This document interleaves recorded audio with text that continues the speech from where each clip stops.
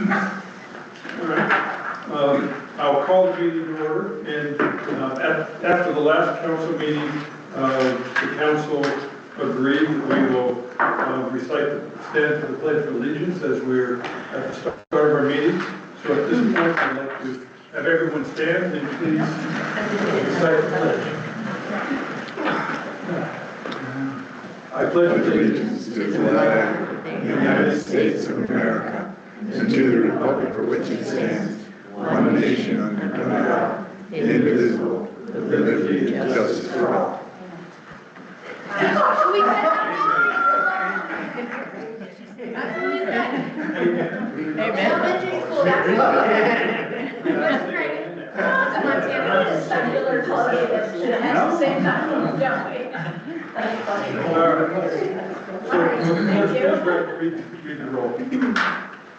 Councilmember Bingham. Councilmember Kerr. Here. Councilmember Martin. Here. Councilmember Cormet. Hi. Councilmember Sullivan. Here. Councilmember Thisted. Present. Mayor Riley. Present. There are 6 members present. Great, thank you. First item is the approval of the agenda. Does anyone have any items they'd like to bring off the agenda? Councilmember Sullivan? I move to remove ordinance 2025-011 regarding the amendment to the tobacco regulations from the consent agenda and place it on the discussion agenda. Is there a second? Councilmember Kerr? I second that. Been moved and seconded. Is there any discussion? Councilmember Sullivan? Yeah, the reason why I requested that is subsequent to our last session, we've had some good community folks send some notes in, and then I know that there's been some subsequent also conversations in the manager mayor meetings about the impact of the regulations and its influence and impact on our various communities and what we give money to. So I thought it was worthy of further discussion as opposed to just accepting it on the consent agenda. Councilmember Kerr? My remarks are pretty much a ditto, but the bottom line is over the last few council meetings, we have covered a lot of material. We've changed our thoughts, and I think it's appropriate that our thoughtful analysis deserves to be summarized tonight and not just summarily handled in a consent agenda. Thank you. All right. Any other? Councilmember Cormet? One, not specifically post discussion. I wish that did I miss these comments somewhere? We should have gotten an email from town staff connection to here today with inputs from the grocery owners. Okay. It's been a busy day. And there also was some additional information regarding the fees and allocation among all of Summit County government put together by the Bristol mayor or the county mayors, and then it was presented to the mayor manager meeting last week. All right. All right. Any further discussion? Councilmember Martin. I would agree with Councilmember Kerr. I think we've given this a lot of discussion. We've taken a lot of input. I can appreciate the financial considerations that have been brought up by some of the retailers. But I think given that are taking an incremental approach to this, I think for me it just circles back to nicotine and dealing with the nicotine that's there. And I haven't seen or heard anything presented to council about any benefits of the nicotine or, so I guess my thoughts are that, we have given this a lot of time and thought and discussion. Any other comments? All right. Now I'll call the question. All those in favor of removing ordinance 2025-0-11 from the consent agenda, and I would put it under section 5A, and make it right after the second reading for ordinance 2025-0-10. Please, again, the motion is to remove the item from the consent agenda. Please say aye. Aye. Opposed? Aye. What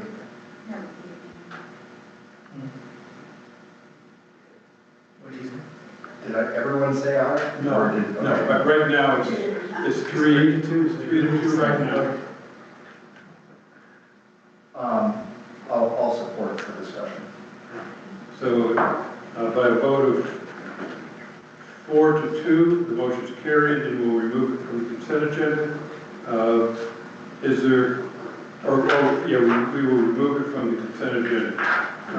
Any other items?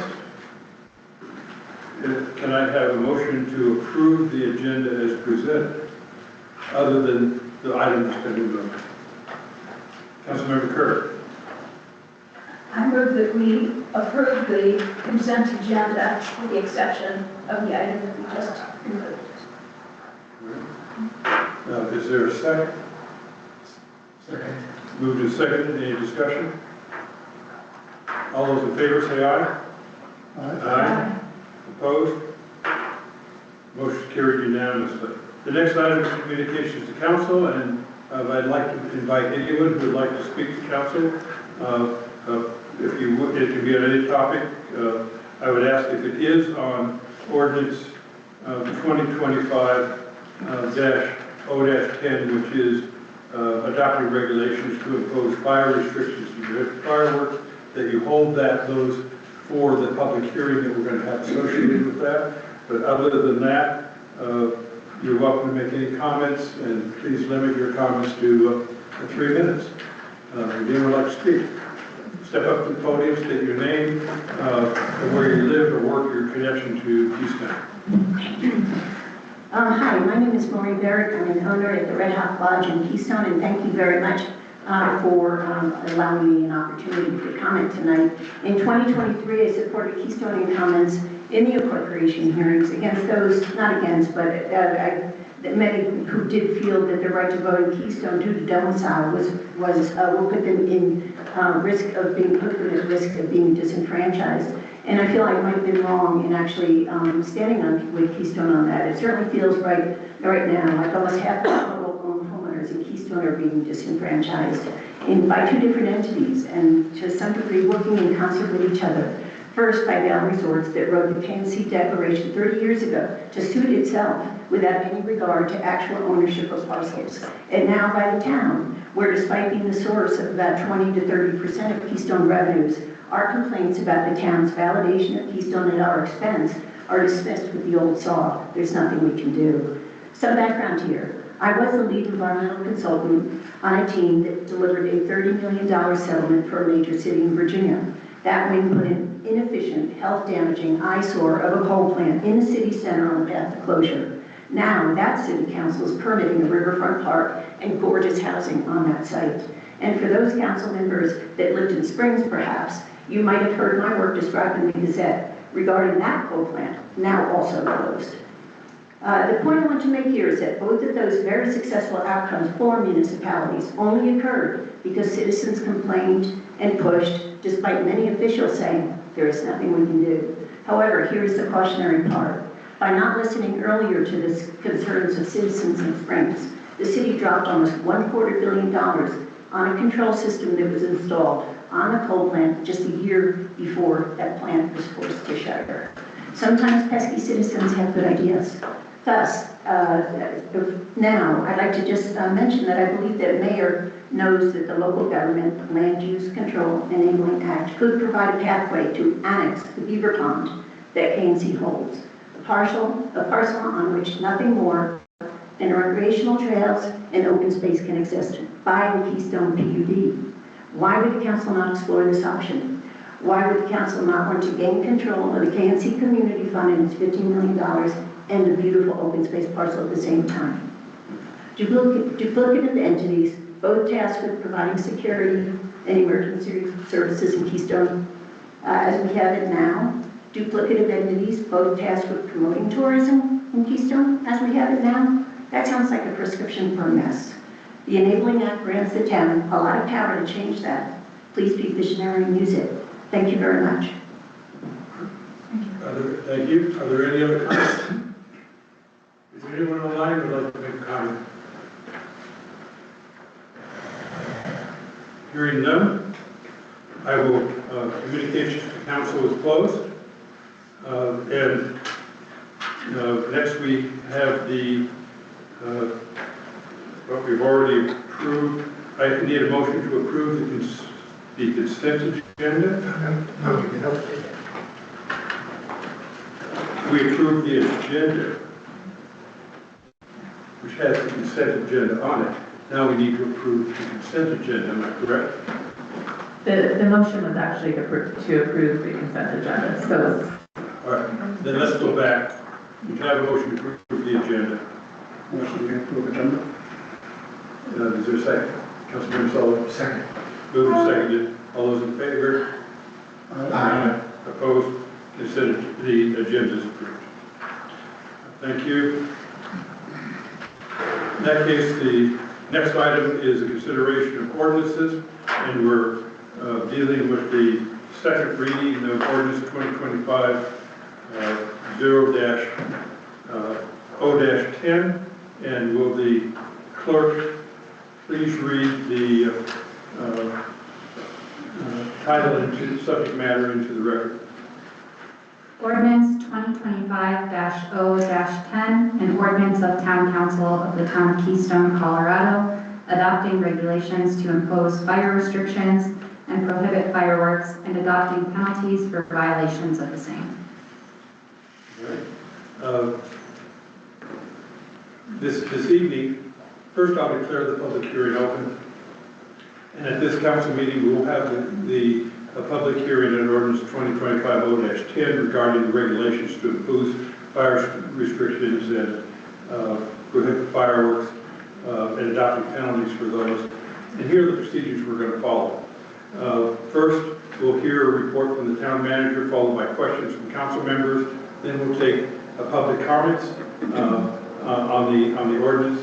In following public comment, the council will then be asked if they have any additional questions for the manager or staff, and then the public hearing will be closed, and the council will deliberate and make a decision on the ordinance.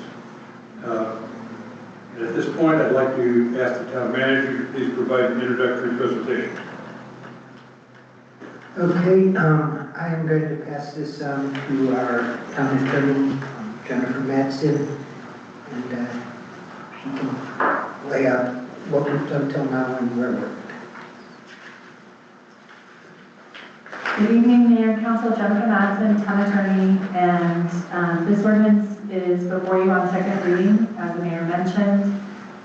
This ordinance was discussed at a workshop, and then also at first reading, there was discussion on this ordinance as well. It was at the May 27th meeting. This ordinance really has two parts to it. There is a fire restriction part that's in the first section of the ordinance, and the second section is a fireworks ban. What the fire restriction part of the ordinance does is it allows the chief of police to have the power to implement 2 levels of fire restrictions depending on what the specific fire risks are in the town of Keystone. The language of this section is aligned with the Dillon's Code and other codes in Summit County so that all of those jurisdictions can work together and have consistency in implementing these restrictions.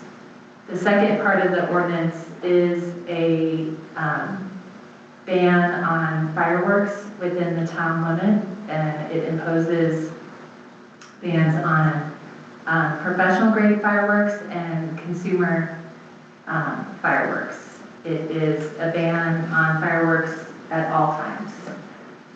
there is another piece to the fireworks ban section, and that is a provision related to social host. And that means if somebody allows the use of fireworks at their home, that person could receive a ticket for allowing the use of fireworks at their property. So I'm happy to answer any questions that you might have. Anyone have any questions? One question I have is with fireworks ban, does it allow professional displays as permitted by the town? I do not believe, let me see. I don't believe that it does. Let me see if I believe it does. And if it's outside of town limits, I mean, aren't fire Yes, displays usually this- done off of the mountain and that's in a... No, it could be done at the lake or somewhere else. Right.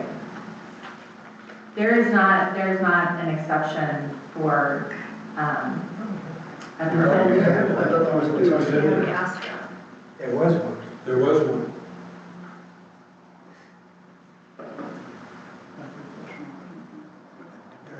And if there is, can we request that there's a review of that? Well, that's why it's permitted by the town.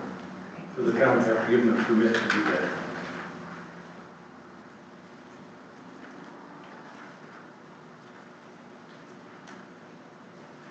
But we don't have jurisdiction over the mountain, do we? If they would get off the mountain. There's no exception. So this is this is the ordinance that was here last week, and there's no I exception for. understand it was in an earlier version, I missed it. It wasn't there. It was in an earlier version, I missed it. Oh, you know what it is? It's under the fire ban section. All right. Which says, under stage 1, wait, where did I just see it? It's fireworks displays. But that is that, it's prohibited displays during stage 2 are fireworks displays, even professional. So that's prohibited under stage 2. Yeah.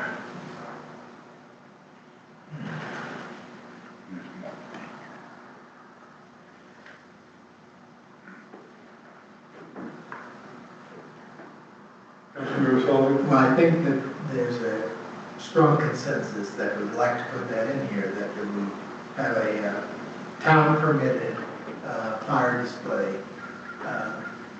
in there, allowed, permitted. Okay. Professional, yeah. Councilmember Tisdale. I just want to clarify, one way or the other. We do not have jurisdiction over fireworks displays that come off the actual mountain itself. Is that correct? Correct. Correct, that's 430. Yeah, but they'd have a hard time getting the fireworks to them. No,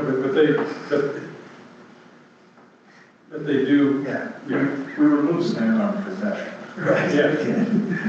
But historically, there have also been displays launched over the lake and from the site that is now entered. And a lot of it depends, time of year too for that. So as far as the danger, which would I'm sure go into a discussion of the permitting process.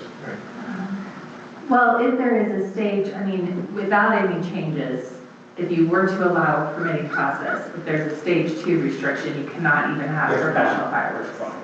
I understand that. I'm just, I believe we need the flexibility to allow professional fireworks as permitted by the town, if permitted by the town.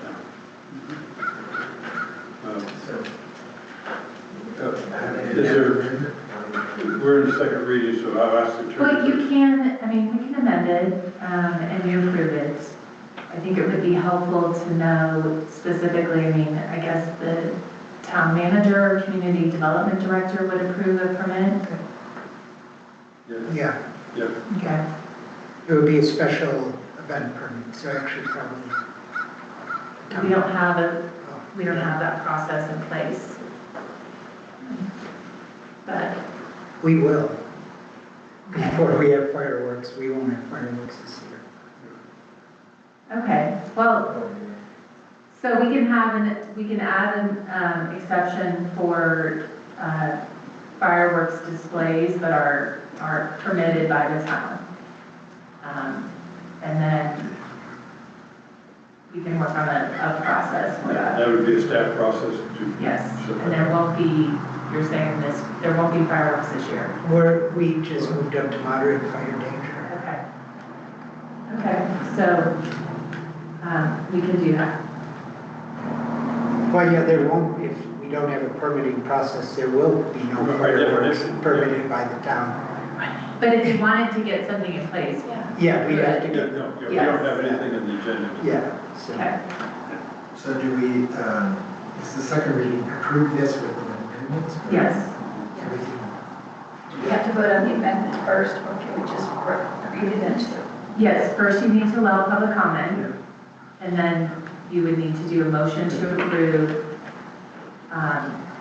the ordinance with an amendment that allows for professional, I'm assuming you want professional fireworks displays with the town issued permit. Yeah, so section 2, Well, I don't know that you need to be specific enough. I can put it in. Is there any other questions for staff?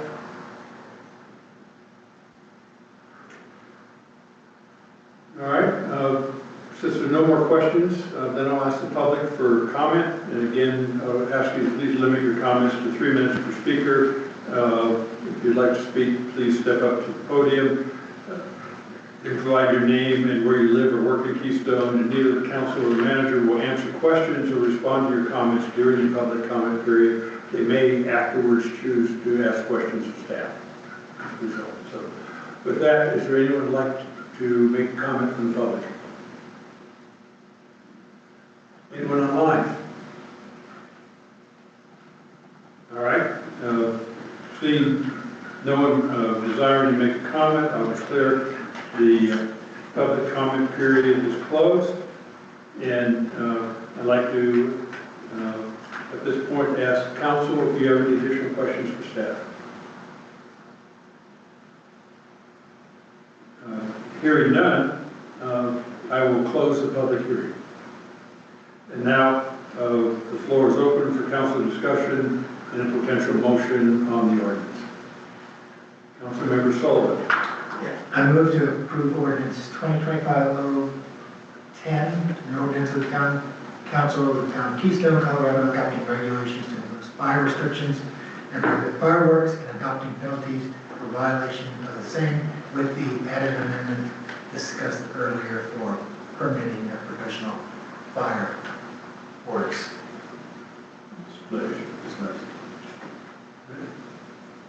Is that a satisfactory amendment? Yes. Is there any, Councilmember Kerr? I need a second first. Oh, is there a second? Yes. Yes, second. Councilmember Kerr, second. Thank you. Is there any discussion? Councilmember Parmet. Well, I'm glad we are adding in the commercial display. And I very much hope that what used to be almost every weekend firework displays return to our community, because I really enjoy those on Saturday night and other holidays.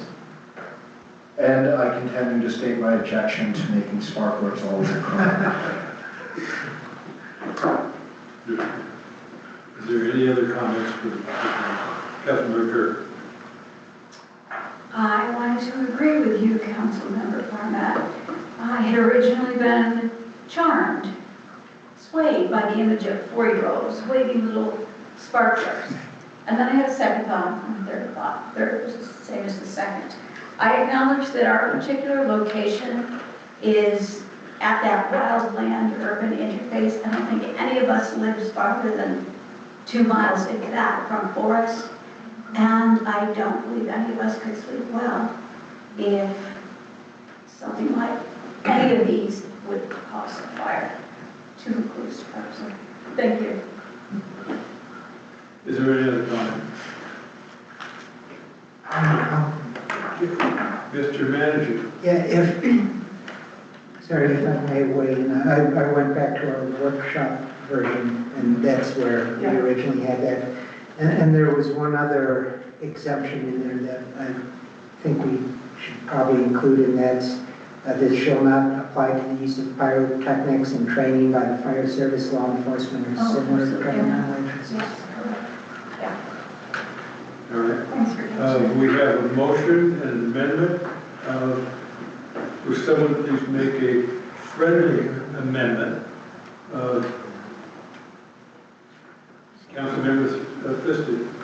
I would like to offer a friendly amendment to support the town manager's suggestion that we include a provision to allow professional use of pyrotechnics By fire law. By fire enforcement or law. similar government. by fire law enforcement or similar government entities.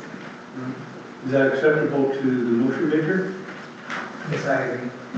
And I believe, Madam Attorney, that's all I need. So now the overall motion is, the overall ordinance that we'd be voting on would include those two amendments. Any other discussion?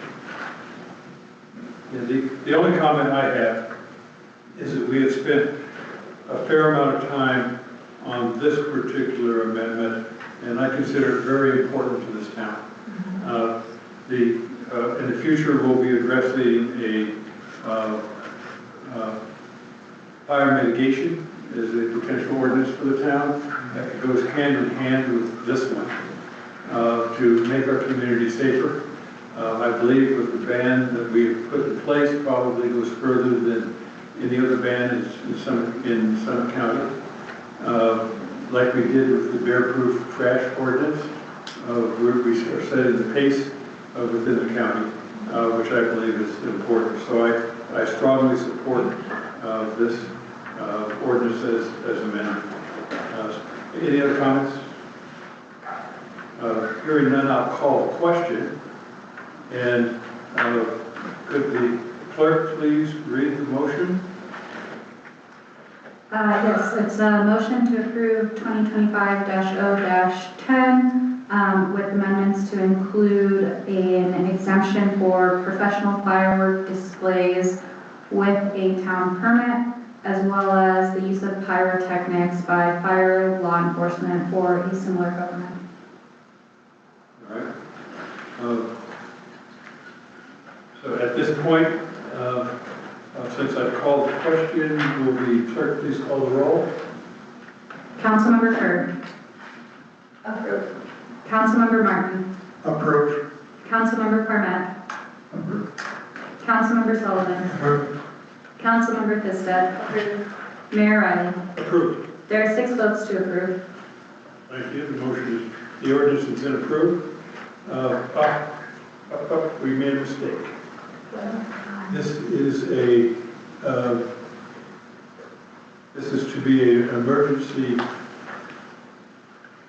and we did not vote on the emergency. If you approve it as it is, if you approved it as, it's drafted as an emergency. All right, so we didn't have to specify in the motion that it was an No. emergency. All right, so we've handled that. All right, the next item goes back to the item that we pulled from the consent agenda in the first reading of ordinance 2025-0-11 and the ordinance regulating the licensing and distribution of sale of tobacco products to prohibit the sale of flavored vape products and adopting regulation on unlawful sale to minors and establishing penalties. Does the town manager have any comments on this? I would just like to pass this on to our town attorney who drafted it after all your input at our last workshop. Okay, so this ordinance, what it does is it amends your tobacco licensing regulations. And after some discussion at the last council meeting in the work session, what this ordinance does is prohibits the sale on flavored vape. And it also implements a coupon ban. There are changes to the tobacco regulation in this ordinance related to presumptive penalties for violating the sale of tobacco to minors, and that is based on council feedback from the last meeting, based on a 3-year rolling period. The first violation carries a presumptive penalty of a 1-month license suspension. Second violation within 3 years carries a presumptive suspension of at least 6 months, and then for a third or subsequent within the same 3-year period carries a presumption of license revocation. This ordinance also allows for a local municipal offense for the unlawful sale or distribution of tobacco products to individuals under the age of 21. And this provision really mirrors state law, but it allows officers to issue the violation under the town code for prosecution in the municipal court, giving more authority over these types of violations. And then another change just to note, since this ordinance was before council at the work session, is there is an intent to revisit and evaluate the effectiveness in a year. One thing is that these regulations will go into effect on November 1 of 2025. That's the regulations related to licensing, the part of the ordinance that adopts a violation for selling to a minor. That would be effective 30 days after publication of the ordinance. Does anyone have any comments? What I'd like to do is, there is some additional information and analysis that was based on some information I put together, and I'll hand this over to the council and the staff. You can do more there, and then we'll just hand the rest in this direction. As we look at this ordinance, there are some unintended consequences. I think most council members have abhor the use of tobacco and the effects, particularly on children. But when we look at this, at the mayor-manager's meeting this last week, a report from the managers that was presented indicated the financial impact or potential financial impact. And I'll walk through this very quickly for you, but and there is one change from some information I've just recently received today. For instance, in 2025, it looks at where that nicotine tax is and where that nicotine tax is expended, the plans for expending it. And what the analysis basically shows is that if we start the tax on 1 November instead of the 1st of January, or the ban instead of the 1st of January like the remaining towns, it has a relatively minor impact, about $40,000. But projected revenue for us to support the First Step Child Care Program, which these funds are used for, that leaves us about $8,000 short, and which would have to be augmented by the general fund. And that's just the unintended consequences we look at. Second piece is when you look at 2026, the manager's assessment was based on an assumption of a 30% reduction of the nicotine tax revenue. The input that I've received talking to the town businesses, and there's a email that the council has received, indicates closer to a 50% reduction in the ban result, about a 50% reduction in nicotine tax revenue. And the impact on it when you walk through how those funds are spent, actually Keystone's in pretty good shape. But 30% piece, we would still have about at least $59,000 to expend for charities, and there's a informal commitment by the county that they will allocate additional funding for the child care program, the First Steps program, and make those funds available to basically cover, I believe, Mr. Town Manager, the entire cost of the child care program. So that would mean, instead of having $59,000 available to go to projected charities, which would be required, we would have over $100,000 available to go to their charities. If you look at the other, if it's a 50% reduction, then that number drops, but again, it drops to about 52,000 available. So that's not a major financial impact. The impact, though, potentially is to the charities. The initial proposal that was made by the committee that the managers looked at would have ended up with a total across the entire county of $1 million reduction supporting FERC, behavioral health, and SCCC. It looks like with the change that the county's proposing, that those funds would now still be available to the towns to allocate, if they move basically about $2.2 million from strong futures, or basically I guess $3 million from strong futures into support the child care program. But that's the financial impact as you look at it. Not a major impact on Keystone, but there is that impact as well. And if strong futures dollars come in, that really, that I think preserves the dollars going to the charities. The other piece is the business impact. You know, we have four tobacco licenses in Keystone. All four of them are full-time businesses. They don't close in the summer seasons. All four of them run losses in the shoulder seasons. One of them has indicated that they would have to consider closing during shoulder season. That would impact employment and to some extent revenue, but I would be more concerned about viability of the businesses as we look at it.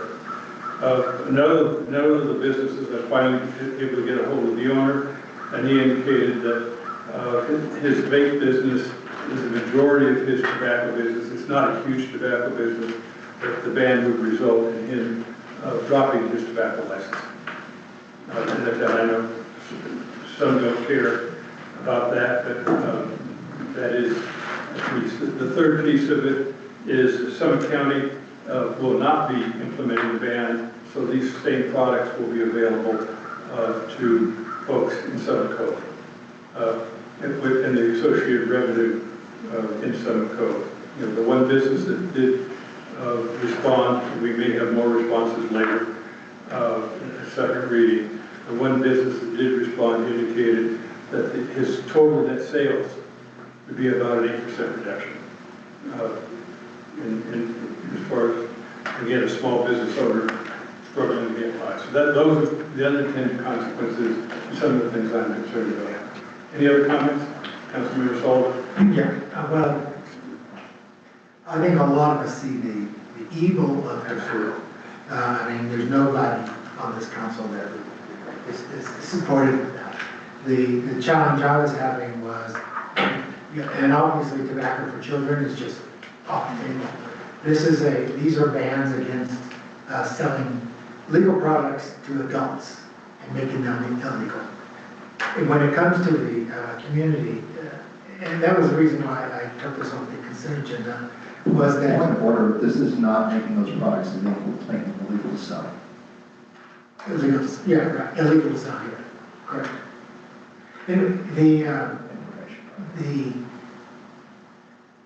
a couple of things on sales. One of the things when I spoke with one of the grocers was that it was about 10% of sales, but then they also, people came in for that and then had an upsell of about 30%. So it does have a substantial impact, but we should at least understand these consequences when we make these laws. I guess I just wanted to make those points clear, that we are listening to our constituents, They did share this information with us subsequent to the last session, so I think it's important that the council be made aware of the impacts that our decisions will have on our community.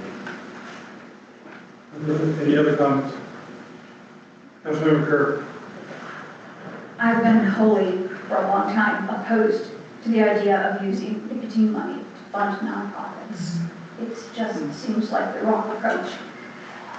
So the indication that the county is willing to move money from one nonprofit clump of money to early childhood options is heartening news, and I think it would be the right thing to do, regardless of what happens here. Secondly, I continue to emphasize that it is the sale of all tobacco products to under 21 minors that is the major issue here. So I was heartened when, I think it was last council meeting, my colleagues wrote in the part about underscoring enforcement, and I'm fully behind that. Third, I came in here today satisfied with this incremental program, that it would give us an opportunity to take a step, not the full step, and assess the results. But I would like to hear more discussion about whether we should make this kind of decision based fully on taxes, which I'm not hearing at all, but to what extent do you all, to my colleagues, want to take into account the impact on the few businesses that we have here? Friends? Well, then, Mr. Town Manager, then we'll. Yeah, I want to give some more information to kind of put the financial in perspective. Town of Dillon has already banned sale of any tobacco in a business that has a pharmacy. So the town of Dillon has basically eliminated all tobacco retail, not just flavored tobacco. So although the mayor was talking, people will go down to Summit Cove for flavored vapes, there's a darn good chance that people will come up to Keystone for cigarettes. So the impact may not be as much as anticipated with our incremental approach. Comments? Councilmember Permit? Just a couple of things to note here. Some things are not, I think the reason that I voted for the discussion is that I agree with Councilmember Sullivan that it's worth understanding the consequences and honoring the concerns of folks by discussing. I think words have meaning, and it's worth clarifying that some of these were absolutely the sacrifices that we were willing to honestly impose. They are intended consequences. But we didn't have this quantifiable understanding of the consequences, which we have some projections of. And I think that's what Manager Crone has brought up, is that is this 30%, 50% reduction accurate? I don't think it's accurate at all. I think it's going to be much lower, and here's why. One, we're not banning all flavored products, as was originally proposed, only flavored products. Two, you remove one product, you put something else on the shelf and it sells, and that offsets the losses. You could argue about whether it will fully offset it. Three, of course, you're going to get some old worst-case scenario predictions so that we don't underestimate the impacts from the county's 30%, and certainly business owners are going to give absolute worst-case predictions. So my assessment is that I'm not pretending there's not going to be a loss. There's not going to be some pain for some business owners, but I don't think it's as bad as is projected because there'll be substitute products. And I think that Councilmember Kerr is absolutely right that you're funding your charity off of a quote-unquote sin tax or excise tax. Gross. And that money should come from somewhere, but it doesn't need to come from. I mean, you want the worst example ever. Let's say meth was legal and we were making a lot of tax money off it, would we ban that? And cry about the tax dollar loss? Come on. We're just being starters, for heaven's sake. I do want to rebut just a little bit. The analysis on the 50% was done by a business owner who looked through his last year's sales and did the physical calculation. And it was a 50.3% actually reduction in his tobacco sales based on looking at actuals, is what at least he indicated. So it wasn't just a wild-ass guess. He spent a weekend looking at that. Now, that's just info. Question. Yes. I wanted to, as you know, I'm on the ECO, court, and so this is a big thing for us. Unfortunately, it is a funding mechanism, and we rely on it. Did the county say that this would be ongoing, or is this just a one-year deal?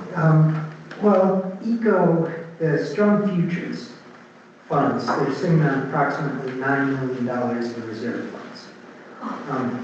Strong Futures is coming up for a re-implementation vote in, I wasn't sure whether it's 2 or 4 years here, in the relatively near future. And for a while, the managers have been saying you cannot go to people to ask for money when you're sitting on a $10 million reserve fund. You can't claim broke when you're doing it. So it sounds like the county is willing to at least work through this fund.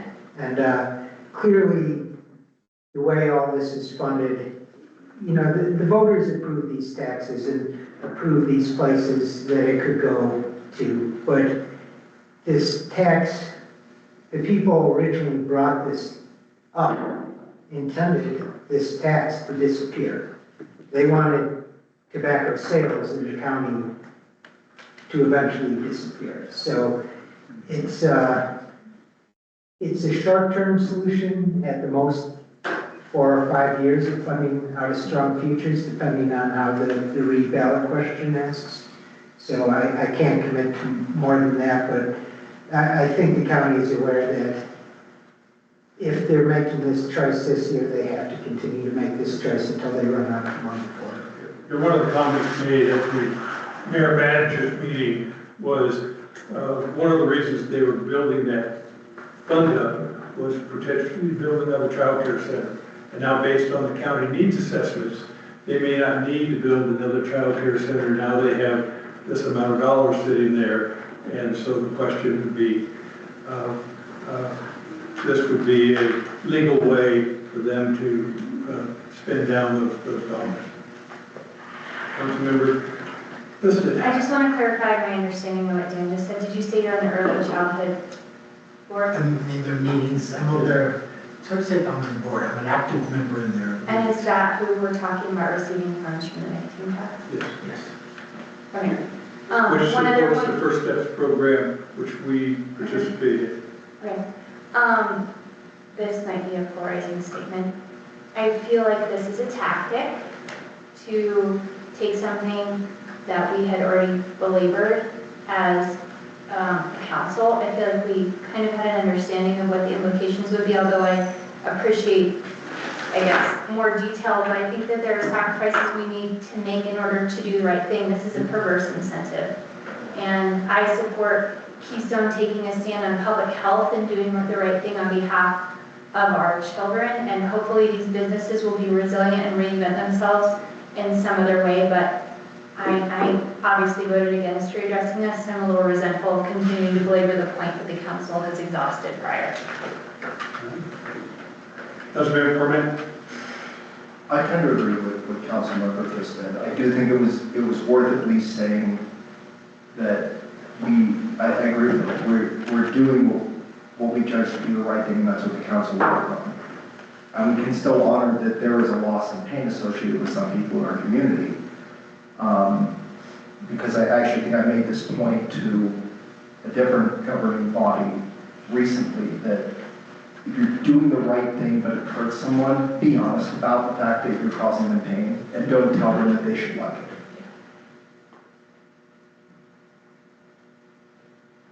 All right. Any other comments? Councilmember Martin? I'll go on record. I think my opinion has been consistent throughout this discussion. I've always been in support of weighing all the tobacco products that have being sold. And I'm in full support of trying to support our businesses in Keystone, attracting more businesses. But as Councilmember Parnett suggested, once you lose one product, you find something else as a business owner to replace that with to try and attract more sales. I think our incremental approach of trying to narrow and focus in on vapes, because the tobacco companies have targeted not only youth but young legal adult smokers with their packaging, their names, the way it's marketed to them to be attractive. And flavors have now been introduced, and those are meant to mask the tobacco and the nicotine, and to help improve the flavor and the taste by reducing the harshness, bitterness, and the acidic nature of tobacco and nicotine. So you have tobacco companies knowingly making this product that they are trying to change the chemical composition of the tobacco and nicotine. Other comments? Just Councilman Sullivan? one more, just being reflective of representing the community, because that's why I brought this back, is that the suggestion from one of the grocers is that a small compromise beyond what we had suggested earlier, 2 weeks ago, is to add just, and I'm going to put this out there for the record, let's see, what was it, menthol? Menthol vapes, and do not include any of those other things like bubble gum and those that are very targeted at children. So I throw that out there. Thoughts? Councilmember Permit? I see your point. I see that creating confusion. I'm unwilling to support.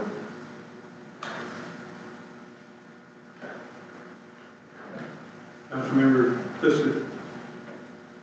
Can we call the, Want to call the question? yeah, the question? All right.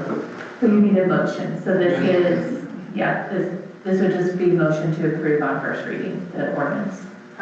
May I propose a motion to approve on first reading ordinance 2025-0-11, amending ordinance 2024-0-04, regulating the license and distribution and sales of tobacco products to prohibit the sale of flavored vape products, adopting a regulation on the unlawful sale to minors, and establishing penalties thereof. Second. Moved and seconded. Is there any discussion? Councilmember Sullivan? I'm going to do it, I'm going to turn down, but would you accept a friendly amendment to add flavored, mint flavored vapes? I don't know if that's my sole place to say, but I agree with this permit on that. I don't actually think that Bob's Rules of Order has a mechanism for It a does. amendment. Yes, it does. Yes, it does. But mine needs to be seconded. The question, normally a friendly amendment is something that everyone would agree to. The person adopts it. If anyone does not agree, then you need a regular motion. So and if we don't agree, plain information, if we don't agree, we offer a counter motion? Well, he would then offer a motion to allow. If we agree. So we have to take a vote to see if we all agree for the friendly? No, Just let me let look me at look at the because rules. there's some debate here. Last time there wasn't any concern with the So friendly that's easy. amendment. We're not being friendly.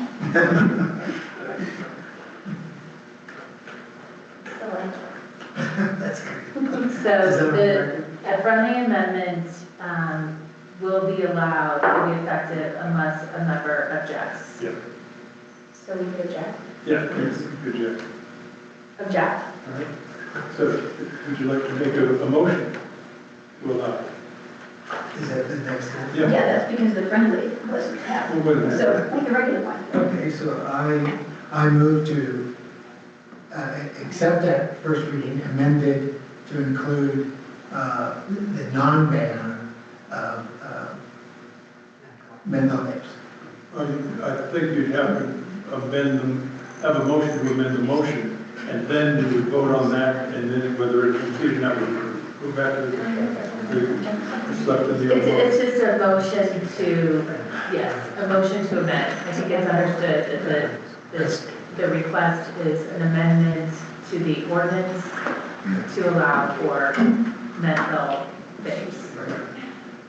And then you vote on that. And we need a second. I'll second this. Moved to second. Could I offer a friendly amendment to that as well? I'm gonna love this.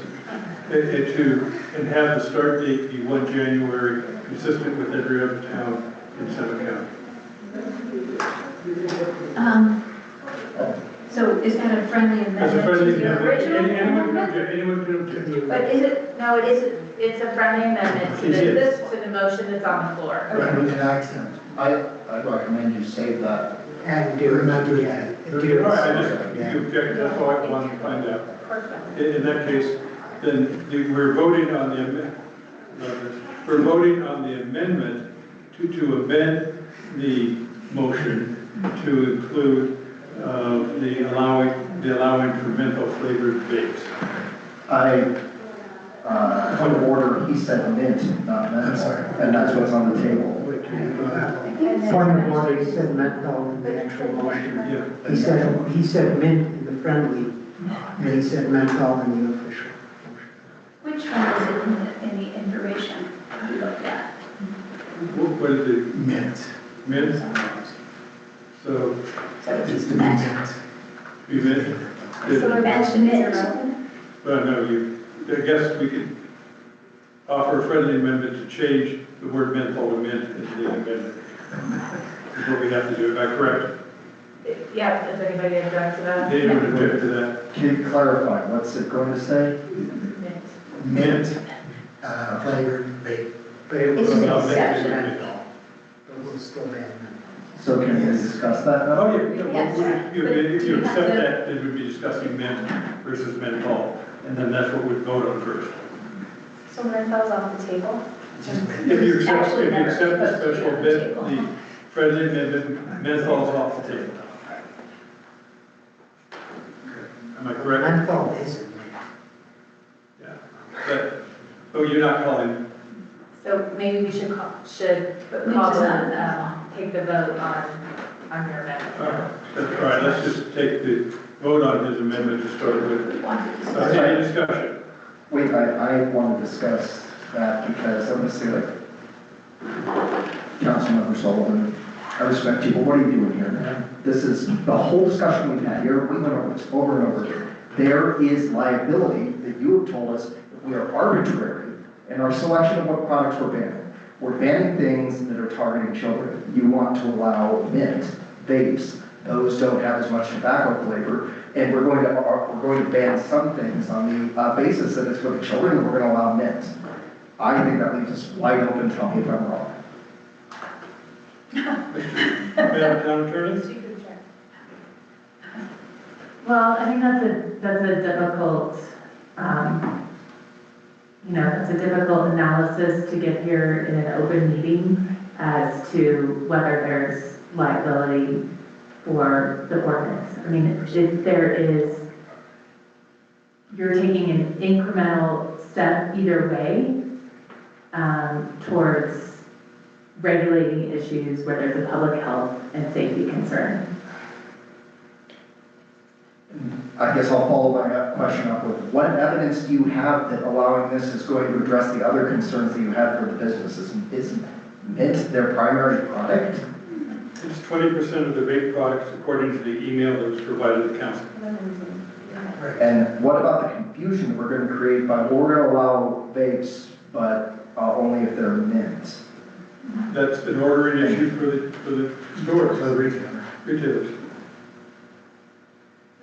To answer your question, they wanted a product, not a product that was targeted at children, a product so they could say, yes, we have a vape.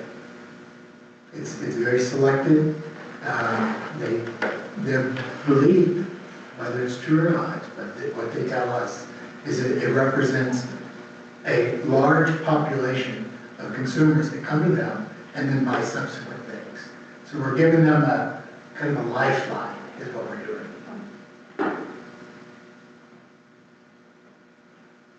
Councilmember Kerr. I'm going to go back to the infamous sparkler argument. Whereas we wanted to, there were several of us who thought perhaps sparklers could be the lone exception. And in the end, I decided that the priority was to safeguard all of us, and that was an exception that would actually muddy the waters. I feel the same way here. I would prefer not to have any vape prohibition. I hope that we will enforce no sales to minors much more vigorously, and maybe we can relook that down the road if that's successful. But in the end, if a child, I hate to even, let's say a 19-year-old has been getting bubblegum flavor, it would be an easy switch to go to mint flavored. So I don't think we're solving what we sat down to solve if we accept mint flavored tobacco. Councilmember Martin. Am I able to make a motion to end debate? Yes. Yes. I would like to make a motion to end debate. Second. All right, it's been moved and debate. Second. All those, and seconded, all those in favor, please say aye. Aye. Opposed? All right, so now we'll vote on the question, and the question is whether to amend the ordinance to include mint products. So that's An exception. an exception for mint products. All right, and so at that point, I'd ask the clerk to please call the roll. I recommend you be very specific, is once you hear it ending. Yeah, yea means you're accepting the amendment to allow the exception for mint products, and nay means you're rejecting the amendment to allow vape products. I mean, to allow mint vape products. Then we have to go back and handle the basic Councilmember Fisk's original motion. Councilmember Martin. Nay. Councilmember Cormet. Nay. Councilmember Sullivan. Yay. Councilmember Thista. Nay. Councilmember Kerr. Nay. Mayor Riley. Yay. There are 5 votes against and 2 votes to approve. There are 4 votes Four against. Oh, I apologize, 4 votes against. All right, now we're back to so the motion has failed. So now we're back to the original motion. Is there any further discussion?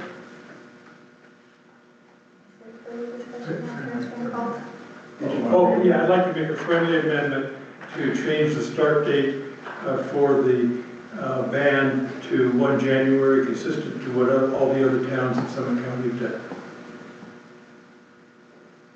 Is that accepted? You have to say yes. I have to say it? No, Oh, you object to that? I mean, I'll let council vote on it, but I mean, if I have a chance to object, I would object. All right, so then I make a motion to amend the ordinance to change the start date for the ban on vape products to 1st of January, which is consistent with the other towns. 26. Second. 26, yes. A second. Moved and seconded, any discussion? So that's what everyone else in the county is. Yes, everyone else didn't win January. And I think we did it because of the thought of, as I remember the discussion 2 weeks ago, it was to enable training for the business owners, so they could train earlier in the season because employees come in early. And point of information, I don't know if that's the right thing to say, but also have consistency through the entire tourism season rather than Right. stopping Right. and starting. And do you mind reminding us, I heard what he said in terms of the money implications, but why are you supporting? Does anybody want to offer why they're supporting moving it, other than the fact That Well, will be that's just the determined. way all the other ordinances were passed. So why is that material? If I can weigh in here, the other towns that have passed the ordinance, pretty much arbitrarily picked January 1st, 2026, because it gives the retailers time to sell their stock that they might have on hand. Any other discussion? Seeing no discussion, I'll call the question. Will the clerk please call the roll? Councilmember Cormet.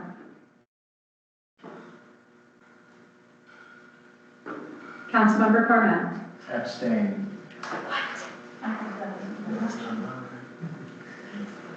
Make me. Councilmember Sullivan. Approved. Councilmember Thisted. Nay. Councilmember Kerr.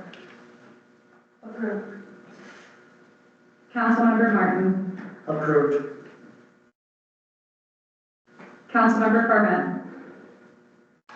Abstain. Mayor Riley. Approved. There are 4 votes to approve and 1 vote against. And one abstention. All right, so now the basic motion. Can the clerk refresh us to what the motion is? It's included. So it would be a motion to approve ordinance 2025-0-11 on first reading, scheduling it for a public hearing and second reading, amending the start date to January 1st, 2026. Any further discussion? In that case, I'll call the question, and will the clerk please call the roll? Councilmember Sullivan. Approved. Councilmember Thisted. Disapprove. This is to approve the current motion. Yeah, you approved your motion. So wait, is this a motion just to vote or is? No, this is a motion to approve your To amendment, approve the ordinance. approve the ordinance. Came in this today, thank you. To approve your original amendment with the change to the start date. Oh, approved. Yeah, didn't want- Sorry, it was very You complicated. got it. Yeah, Got 3 letters secret. yeah. Councilmember Kerr. Approved. Councilmember Martin. Approved. Councilmember Cormet. Yes. Mayor Riley. Disapproved. There are 5 votes to approve and 1 vote to disapprove. So the ordinance is passed with the start date amendment effective 1 January of 2026, and it will go on to second reading at the next council meeting. You thought it was going to be easy today. The next item on the agenda is Resolution 2025-19, a resolution of the Town Council of Town Keystone approving TOK 24-016, a general subdivision plat exemption, plat, Town of Keystone, County of Summit, State of Colorado. Mr. Town Manager, I see our Community Development Director just stepped to the table and put his name tag out. Exactly, I am passing this on to our Community Development Director, Lindsay. For the record, Lindsay Hirsch. This project is a Class 6 general subdivision exemption. And what I like to do with all these things, these types of classes, kind of tell you a little bit about them. And basically, there are 6 different types of general subdivision exemption plats, or ways to change those. This is just one of the general subdivision exemptions. Basically, this plat is in conjunction with the Kindred development, and it really involves 2 different parcels. The smaller parcel is the piece that the gondola is on, and then the larger piece that the Kindred Resort is on. And basically what is going on is there has been a series of negotiations between Kindred and Vale Resorts, and maybe KNC has been a part of it as well. But basically what is going on with this plat is moving that line that separates the two different pieces, and also in conjunction with that is solidifying some of the easements that were not in place. The infrastructure went in, and now that infrastructure is in, the easements associated with that infrastructure is going on this plat. Lastly, what it is doing is also establishing public access in that general vicinity. That is really the three main things that this plat is doing. Just a heads up, there will be one more plat that I'm aware of that will certainly address further maintenance issues with regards to the subject properties, if you will. There are 7 criteria that are in my staff report, so we don't bore you. Basically, in a nutshell, it meets all 7 criteria after review and the referral period expired. And staff, as such, is recommending the council approve the subject subdivision exemption plat with the resolution that is attached. I believe it's attachment C. So I'm here to answer any questions. Do you have any questions? I appreciate all your supporting material. It's very thorough. It's hard somewhat for a layman to interpret, and I guess I have 2 questions.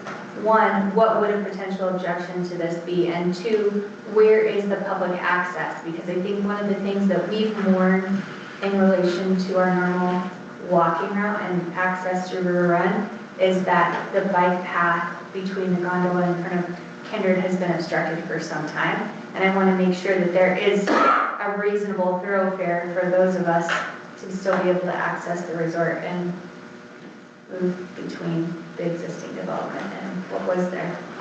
Great question. That's exactly what this plat is doing in part, is securing that access on the, call it the south side of the building, basically between the gondola and the building itself. It is securing access, public access in that area. The reason it has been blocked off, and certainly I've taken some calls on that, is really, quite frankly, related to public health, safety, welfare, the construction activities associated with the building itself.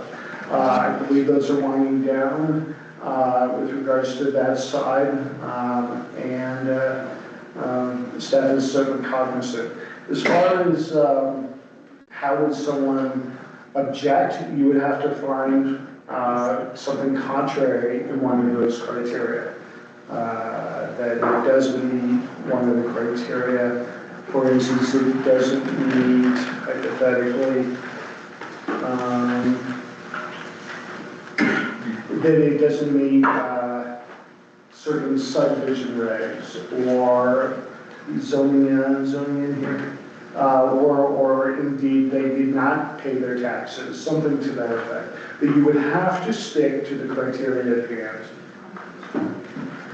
So, in addition to what I just asked, in relation to the pedestrian path and an eye on trails and open spaces, which is a huge priority for this council, does the new path connect with the old existing path in the same location? Do you know what I'm saying? Along that south side where it goes in front of... Yes, it does. Yes. Thank you. Am I correct that the existing path that is currently blocked off does have a public easement on it, and that public easement is not in any way impacted by this vote? Yeah. That is correct. And so the only thing we're talking It just about, ties into that end.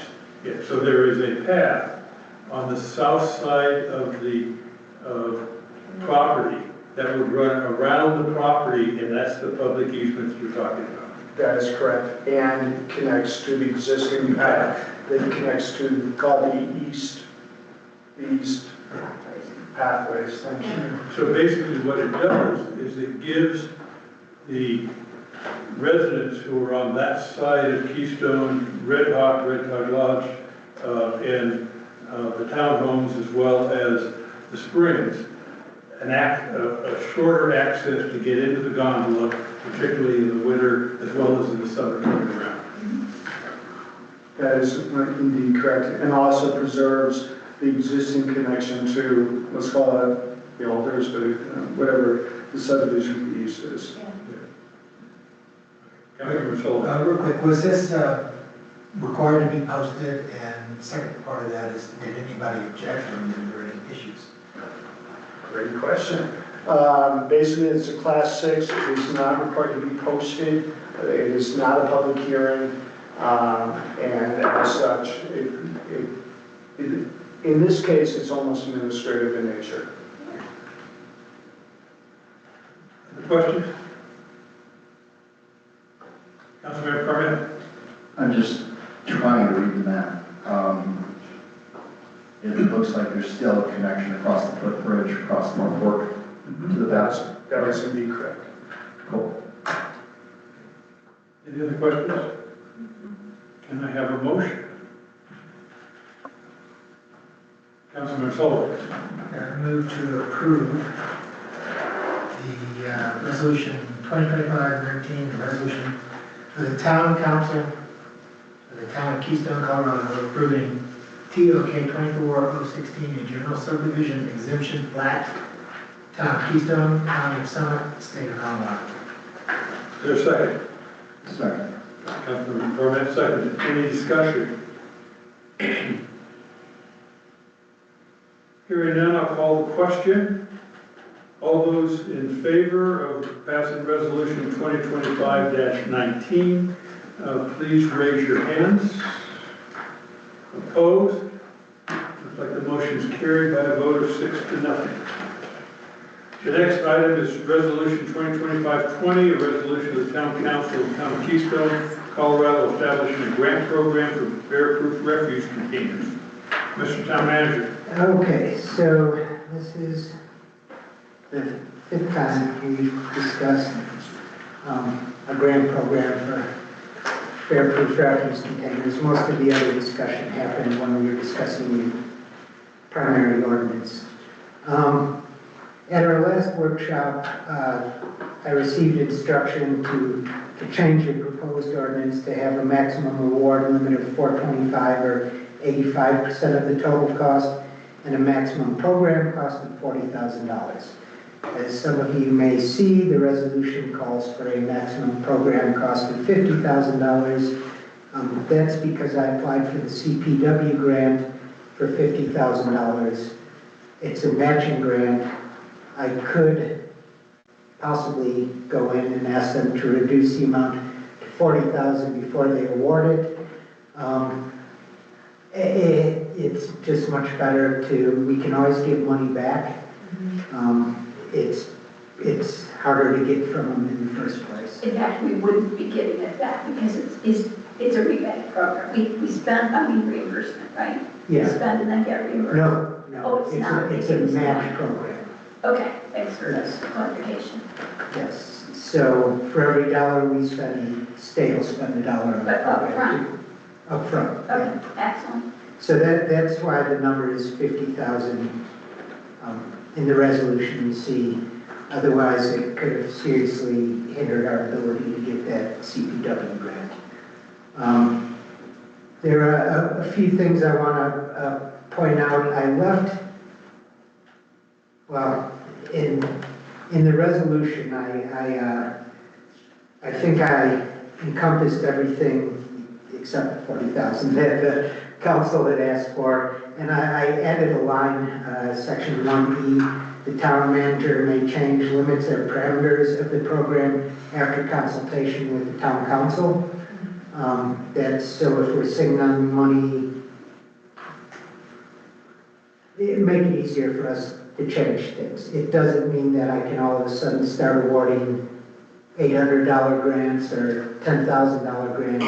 We're limited to 425, 85%, unless you advise and consent. Other than that, are there any real questions about this? We've been in contact with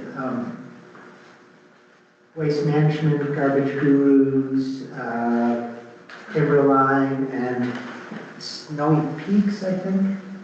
So we're going to be working with them to make this program as seamless as possible for people. Councilmember Kerr. In an earlier version of the staff report, you referenced paying back people on a reimbursement basis at the end of the year if they were having rentals. And I know one of those companies only does it by rental basis. Can you help us understand why that fell off? Yeah, my understanding was that council wanted me to remove that after our last workshop. Okay.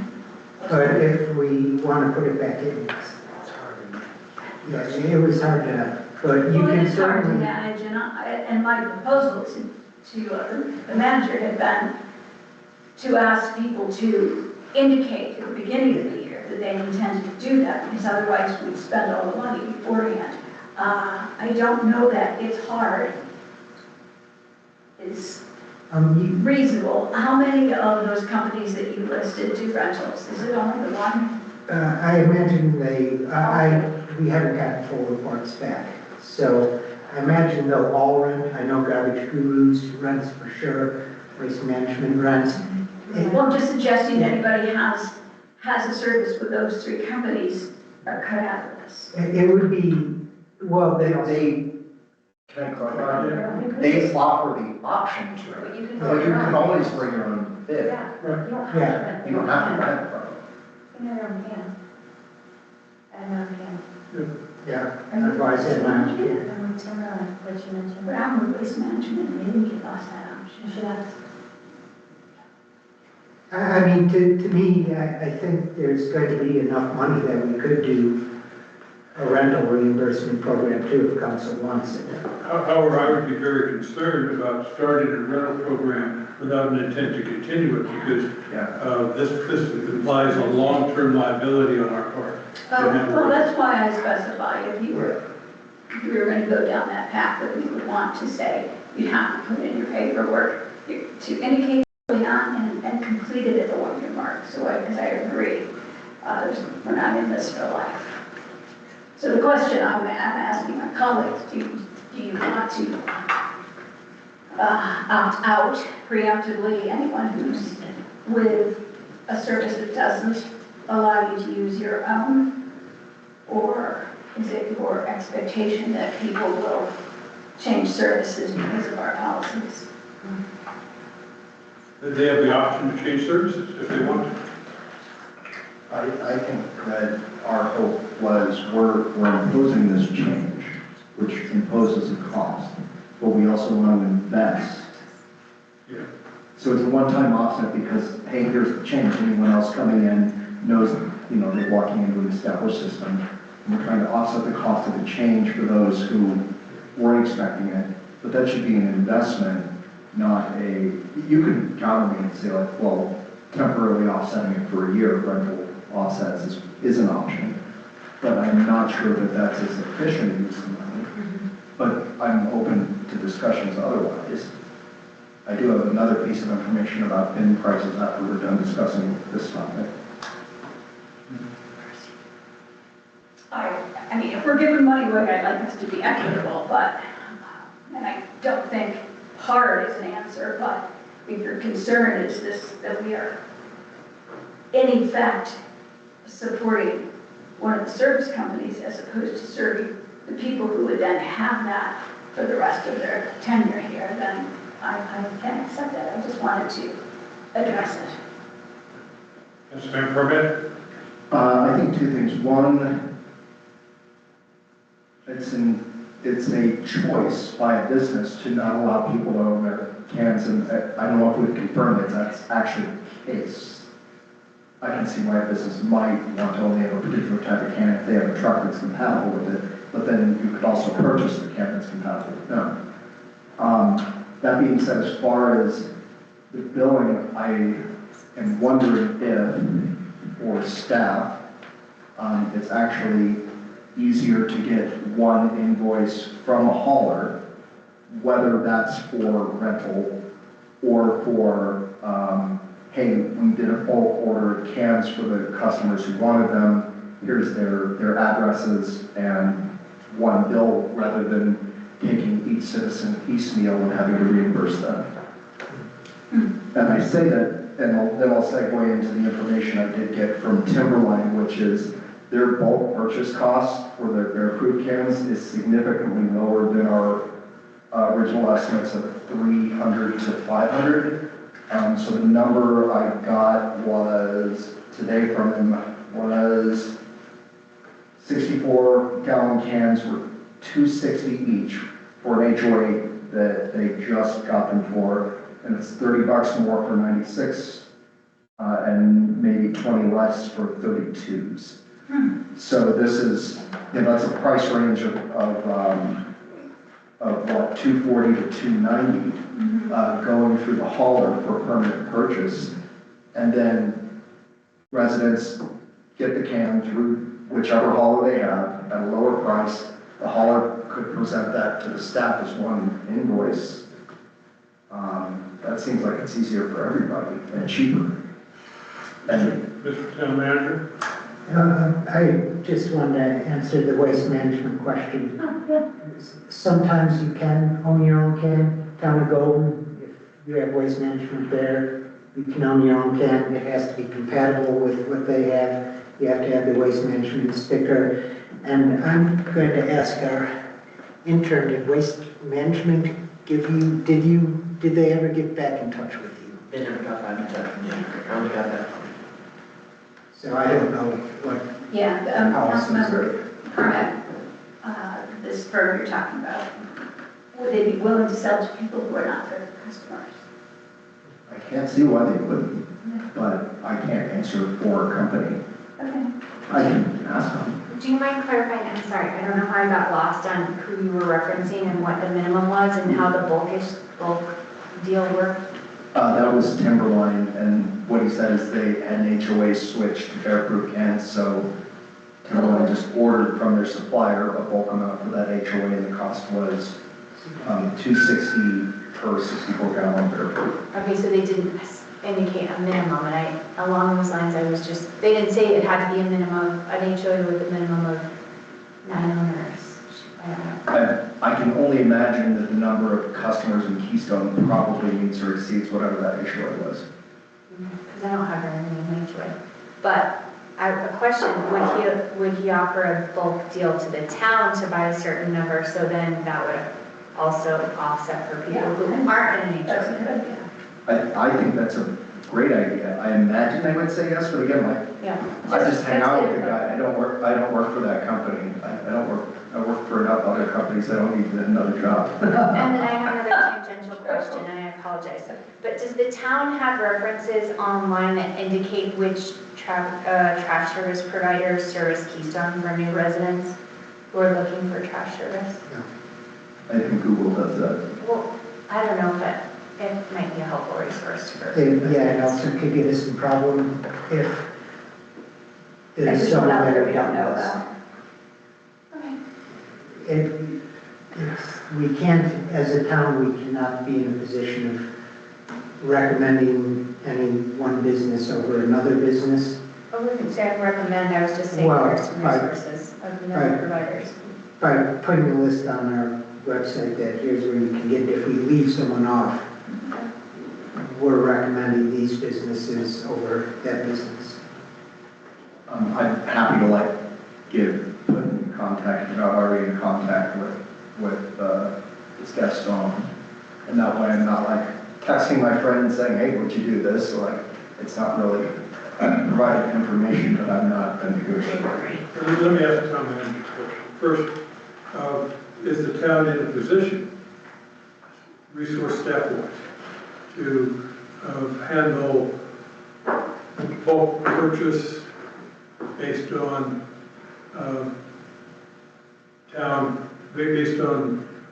town members' orders?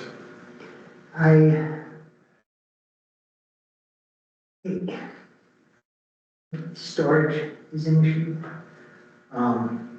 Becoming a retailer is an issue. It would save money, but I don't want to be stuck with 40 garbage cans in our basement. Just imposing. Purchasing, But maybe it's not a matter of the town purchasing them upfront, maybe it's a matter of that company being willing to extend that, knowing that there's this deal through Keystone, if somebody presents themselves as, this is a deal through Keystone, extending that group rate like it would for an HOA. So that would alleviate the storage and the other logistical issues. we can ask, and there are also matters of timberline cans might not be accepted by the other carriers too. So if we bought for people didn't have timberline and Waste Management wouldn't take that can, if they take cans, our garbage gurus, and it could be an issue. I think for the minimum, I say minimum, we're talking, a good up to $150 difference here per can. But yeah, we'll do what we can to make sure, but I don't think we want to get in the policy of reselling. I think that's reasonable. I would point out that like for a 96, it's more like $210 difference on the can in the total price, and then probably what you said for the cost from the grant, $150. Yeah. I think, and I assume the way that it would work is if you did it through a hauler, that you say, hey, I want that can, they deliver it to your house, and then at some point they hand the town, hey, here's an invoice for one, and then the town doesn't have to be a reseller. Well, actually, we're getting complicated here. Because the way this is written, it's individual grants. Now, I don't have a problem cutting a check to a hauler if all the individuals if we have a signed document transferring their right to the grant. It's messy. It's messy. I would rather reimburse the individuals and, but work with the haulers to get that group. That's fine, they can pay the hauler and then come to the town. Well, that's what I was thinking. I mean, each hauler might have a different can. Yeah, And so we tell them, look, if you want to buy a can, you can go on the internet, or you can go to your hauler, which may cut a really good it's a good deal. deal for you. Especially if the town communicates to those guys and say, hey, this is what's coming up, so you should probably come up with a deal. Yeah. And then the individual comes back to Or us. simply to encourage that hauler to come up with it's a mandated requirement from the town for a bulk rate for residents of Keystone who are complying. Yeah, I Let me mean, layer on one more thing. This is a great opportunity for our service to advertise what they offer. If they have heard from you and they know there's a market, you don't have to offer anything, promise anything. They should do some targeted advertising and we'll pay off for them. But you can't tell them that. yeah, because even at bulk rates, they're making money off every can they sell their businesses, so. I'm sorry to be dim, but this has been drawn out in terms of what this ordinance originally was. So I just want to clarify that anyone who pulls their garbage can out to the curb for trash pickup has to have a bear-proof can regardless of how they store it? No. So who are we targeting then? You're targeting people who are storing their can outside of their garage or some other enclosure during the week, other than the hours of pickup between 6 a.m. and. I mean, sorry to muddy the waters, but my neighbor who pulls their garbage out during those hours, we have a bear that comes through every morning on their trash day and destroys their garbage cans, so. Well, there's specific hours. I know, but that bear comes through during those specific hours. Okay, that has actually nothing to do with this. I know, but I- We can readdress that in Doesn't solve the problem. we have to readdress the bear proof ordinance to. Just to muddy things even more, sorry. I'm with you. Waste management is going to require this single stream whether you ask for it or not, because it's easier for them to just institute it for the whole town of Keystone. They're implementing pay-as-you-throw countywide, not just Keystone. Yeah, that particular service. And that gives the customers a choice of either changing to a provider, which is customer's option. And again, all the discussion we've had doesn't sound like it really impacts the resolution at all. It impacts how that resolution is implemented by the staff. So I guess I would ask the staff to investigate the potential of those trash haulers giving us a bulk, giving residents of Keystone during a certain period of time a bulk rate so they can participate with our grant. And I can possibly work with our lawyer to find a way to cut the check. Yeah. Possibly, I said possibly, to cut the check. The real question is, can I have a motion to approve the resolution? I did have one other All right. proposal, or I guess this can come after the motion because of what would be the form of the amendment. But given the lower cost, would we consider lowering the maximum amount we would reimburse, but increasing the percentage to 100? Give us the math, give an exception. So like, I think right now we have whatever's less, 85% or 425. So 425 is the max. We could lower that to say 375. That's just the max. We just say we'll reimburse up to 375 at 100%. Well, is that friendly or discussion? Well, we don't have a That's a motion. discussion. Each is a discussion. Well, I'm okay with that because we started out a couple months ago with 50% rebate, then we went to 80, and then we went to 85. I am concerned about husbanding our funds. I'm concerned about people having skin in the game. I'd like to keep skin in the game too. I see that argument, but what I'm thinking about is Valerie's neighbor. If it was, clearly they don't care enough right now, right? But if it was free, they might do it. Oh. And that's what I'm thinking here is we're trying to drive the trend of removing trash, bear, human, car, interface issues and public safety. If we had a concern about cost, through these decreased costs, we could spend our funds, lower the total amount of money we're reimbursing per can, but maybe get more people who are willing to participate in the program if people are more willing to pull the trigger on free than they are on, 50 or $100. If they can't be bothered now, they might not be bothered with the discount, but they might be willing for free. So that's my argument.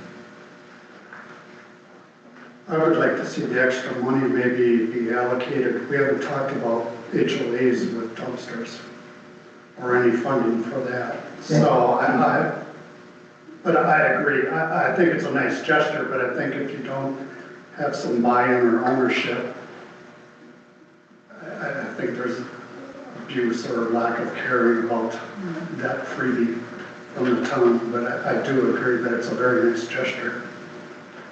We don't want to create a black market for these. Sorry. I mean, there's always the potential for people to That use is the system. so true. And I don't think like it, if you try to divide a fraction of that grant amongst HOAs for dumpster issues, it would be a glass of water in the ocean. But I do think that there might be the opportunity to get some problem cans changed over. Yeah, if I may weigh in, I think you pointed out the exact person. Someone who would not be impacted by this ordinance with their non-bear proof can, Valerie's neighbor, because they keep it inside. I mean, they don't really keep it inside, they'll leave it out the day before, but I'm not gonna be the troll under the bridge on that issue. Well, that's why we'll have code officers and police. There will be a troll under the bridge on those issues. And you won't have me. And it won't be you, but I can absolutely see that. CPW recommended skin in the game, but Excel is talking about giving 100%. That's exactly the the human behavioralist study that I was thinking of was Excel's example of we didn't get buy-in at massive offsets, we only got buy-in at 100%. So if we're trying to get maximum capture to solve the Keystone Bear problem, since we're closest to the dump, that's all I was thinking. That's my argument. I think it's a good idea. I'd be willing to accept counters that still have skin in the game, but go above 80%. We can do $400 and 90%. But I think that at a certain point, the break even is they have to pay or they don't have to pay for folks like Valerie's example. With that said, I move to approve this thing that we're talking about. Wait, the resolution. Yeah. Second?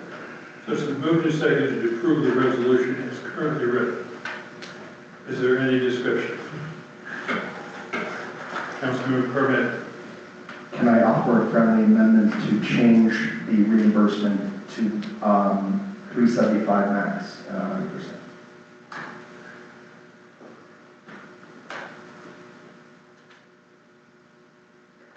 I would initially object, but before you make a motion in the discussion phase, given what you're talking about, I could be convinced to go with a 375 max and or 75% or 80% or whatever, 85%, whichever is more for them. In other words, Got it. If I lived in Keystone, I would buy a golden crusted diamond covered garbage can tomorrow. but you're maxed at 375. No, you said whichever is more. No, whichever is less. Oh, you said whichever. What I meant is, Okay, if the can you're buying costs more than 375, then you're only going to get 85% of it. If it's less, if it's 375 or less, you get the full 375. I see what you're saying. I think that makes a lot of sense. I think what Manager Crone's saying is we still need to cap 85% of X as a cap. Yeah. So we could say 85% of up to 425, which is what's written, or 100% up to 375. Yeah. Yeah. Okay. What are your thoughts? Just a big movement, but, yeah. Okay. So submit your friendly amendment. So you're going to propose a friendly amendment to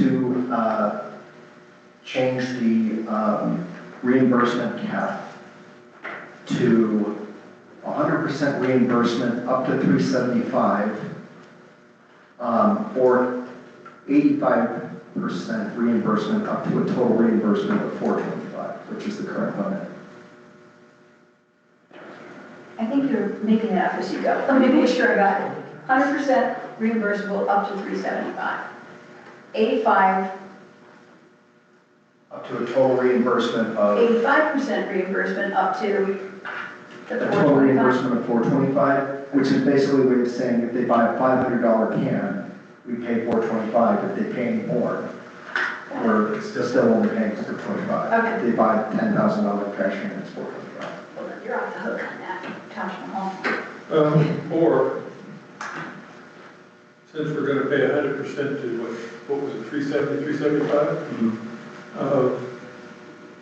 Why don't we just cap the whole thing? Total reimbursement they will provide is 375, and you'll pay 80. If it's more than 375, we'll pay the first 375, and if they pay anything above. Agreeable. 100% up to 375? Yeah. Okay. Okay, let's run the numbers. So, if we're working with $50,000, and we're going to go up to 425, if everybody catches in on that. 375. 375. Oh, you just changed that? Yeah. Right, that's. Hard to stay on top of this.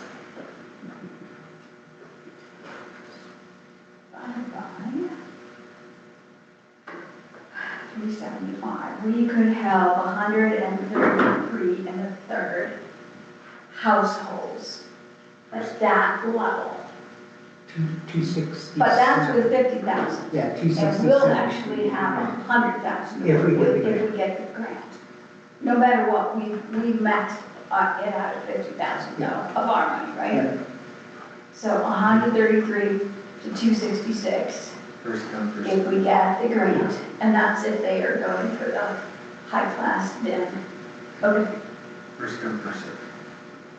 Is that friendly amendment accepted?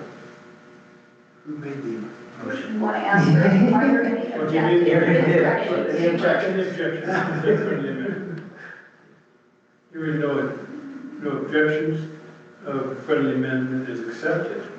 Is there any further discussion?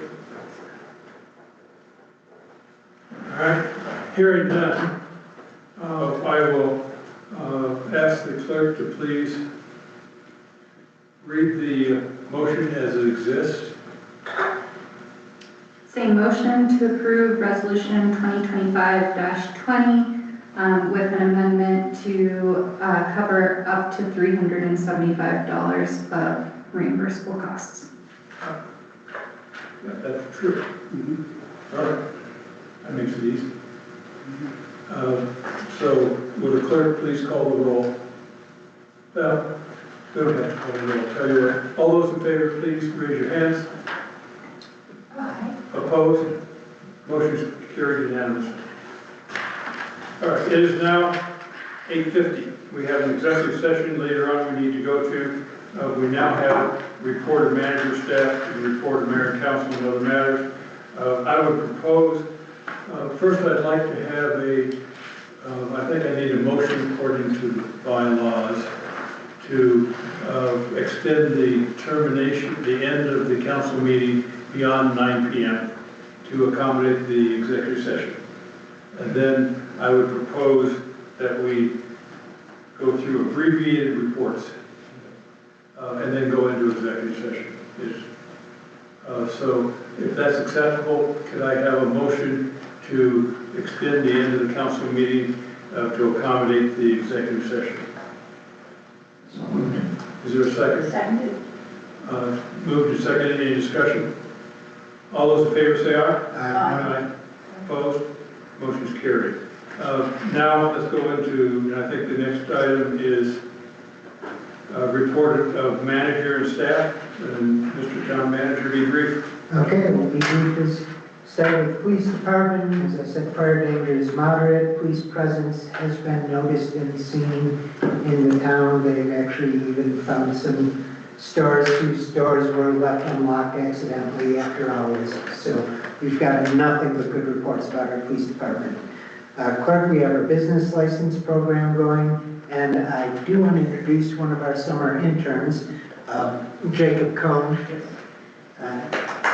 Jacob is a high schooler at 17, and he's already done some really great work for us. He lives down at Elk Circle.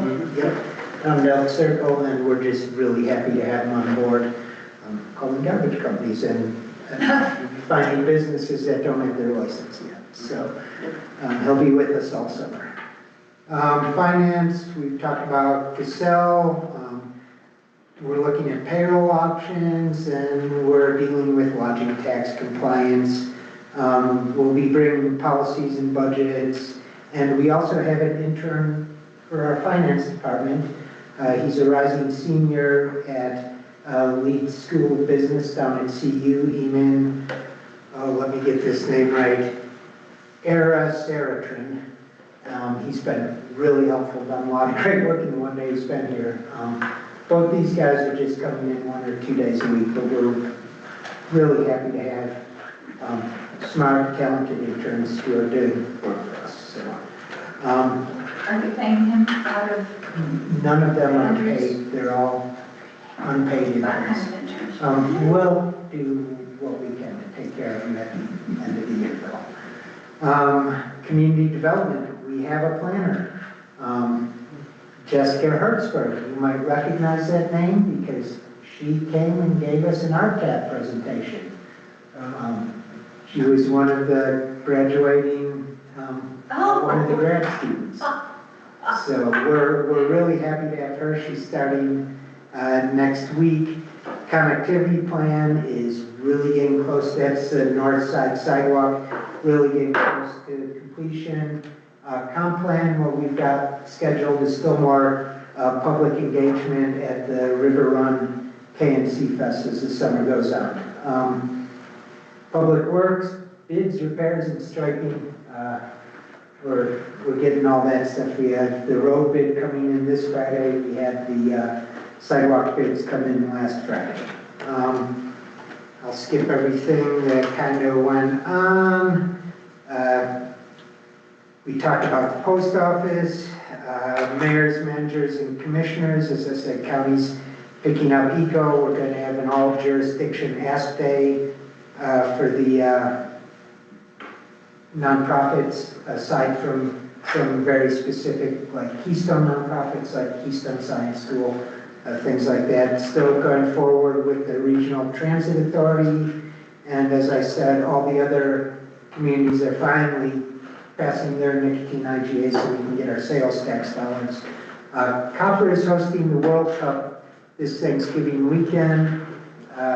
We've already broached with Shannon how Keystone Resorts can monetize off of that. I said it would be great to have a bus taking guests from here and showing up at the Copper Circle. That's a Keystone really big across it, things like that. Is that the Racing World Cup? That's the Alpine World Cup. 4 days of World Cup. They're looking for volunteers. Apparently they have really good swag bags. And it's WC volunteer at coppermountain.com if you're interested in To give you a quick rundown of the scope of this from a tourism standpoint, they're expecting about 2,000 race officials and racers, which have to all be housed at Copper, and that will probably come very close to subsuming all of the available short-term rental and housing in Copper just to take care of race officials.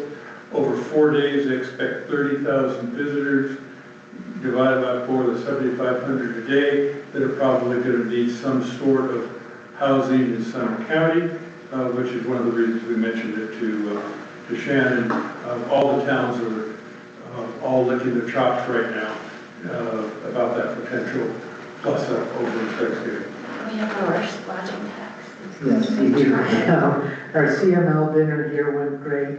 Cleanup day, Gabby just absolutely rocked it. She did. We made 7 pickup load trucks to the dump, over 70 65-gallon garbage bags, over 60 people showed up, and it felt like a town. It was really nice. And most of the large lodging companies, KNC sent people here. We had Shannon Bueller and Kalina Koa, Director of Mountain Operations here. It was great. I'm sorry, can I comment on that? Yeah. I know this is belaboring the point, but I really would hope that if we have any input into county or town cleanup day next year, that we can take into consideration the school calendar and it doesn't fall on graduation. Yes. Sorry, I No, don't. I'm just laughing at Fulton. I mean, it just It's kind makes of it look shocking. at it. Yeah, that was ridiculous, and we will make sure that doesn't happen, hopefully. Let's see, as Shannon told us today, National Brotherhood of Skiers, our snow sport athletes, are coming back next year. This is the Really? only time they have ever showed up 2 years in a row. The key was the key. Yep. And yeah, the work we did to chase down that key was great. Thank you, Maddie, because they'll need it to get back in next It's year. John, not to get down a rabbit hole, what did the key look like? We never saw one. It was Was it an about actual key? Was it a bigger? this big on a little plaque that Okay, said, nice, good job, good job. no, it was a nightmare. Let's see, the PUC commissioners are coming up June 18th at 5:30 p.m. At the Senior Center and Community Center, just to hear any concerns you might have about any PUC related Basically, any concerns about Excel? Excel. Did you say 5 to 6 p.m.? 5:30 p.m., Senior Center, June 18th. People showing up will be very good for Summit County in this. Interestingly, June 18th is Keystone Mountains Cleanup Day. I know some of us will go help them out too. I found some neat stuff on your list in my pass They're not that. like me, too. And that's it, I'll cut it off. In that case, mayor, council, and from a mayor standpoint, the town manager's covered things, so anyone else from council? Councilmember Kerr. So I noted at our last council meeting, there were constituents talking about the removal of the bus stop in Razor Drive. I want to be clear, the bus stop's still operational. What I think many of us never understood is they intended X-Flyer to be an express bus, which means it would not stop at every bus. Having heard the feedback from us, I've talked to 3 different people on their staff. It's on the agenda for July to relook that, to add stops, and specifically to add down here West Hills. Nice, there you go. It's not a done deal, but Yeah. we will make it so. And I very much appreciate hearing that. Any thought to having a eastbound stop by West Hills as well? The evident part of the proposal, and you can give me any information. Mr. Town Manager is going to completely eliminate that possibility because Mr. Town Manager does not want the town in any way responsible for people crossing a major busy highway where there is no crossing designation or sidewalks, pathways to a crossing designation. In the future, we can look at making a crossing over there and putting a stop down there, but What are they doing now? they are getting off at the lodge. And later this summer, they will be walking down our sidewalk safely off the road, crossing at a regulated stoplight, and then continuing along the paved pathway on the north side of the road.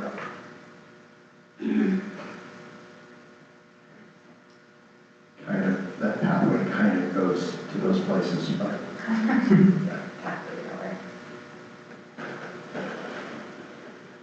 All right, anything else? Any other business? And that point, I will look to Councilmember Martin for a motion to enter executive session.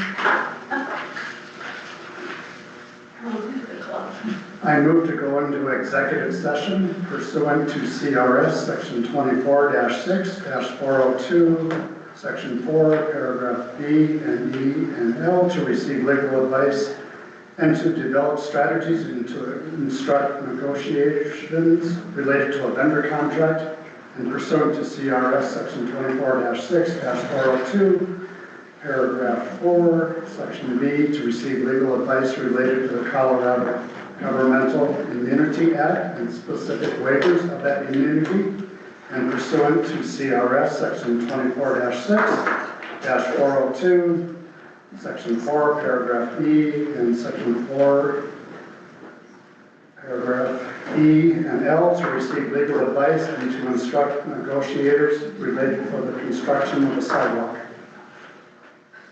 Is there a second? Second? Moved and seconded. Any discussion? All in favor, please say aye. Aye. Aye. Opposed? The motion is carried. The motion has been approved, and now we'll be moving into executive session in the conference room. For the public, there will be no further action taken after the executive session, and no other business will be conducted. The council will adjourn the regular meeting immediately at the conclusion of the executive session. And I propose that we move as quickly as possible down because of the time, but probably no more than 5 minutes.